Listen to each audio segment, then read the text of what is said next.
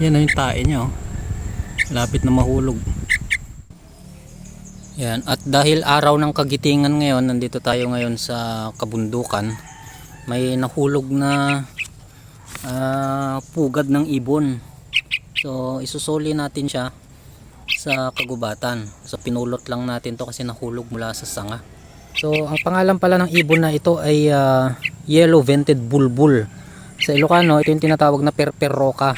So tinatawag itong yellow vented bulbul kasi yellow yung puwet niya. Sa Ilocano ito yung tinatawag natin na perperoka. Yan, tumain, oh. Oh my gosh. So nahulog kasi itong pugad nila. Oh my god, yan na, mahuhulog ng tae niya. Yan na yung tae niya, oh. Tatlo sila eh. Nauna nang lumipad yung dalawa. Yan, oh, yellow kasi yung puwet niya. Kaya siya tinawag na yellow vented bulbul. Sa uli natin. Yan. Kawawa naman. Oh my. Yan. Yan.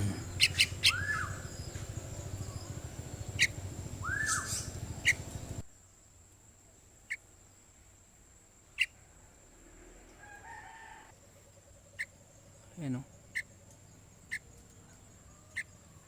Nahulog ito.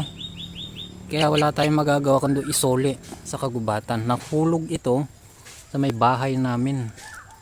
Kaya ayan, pakakawalan natin. Kawawa naman.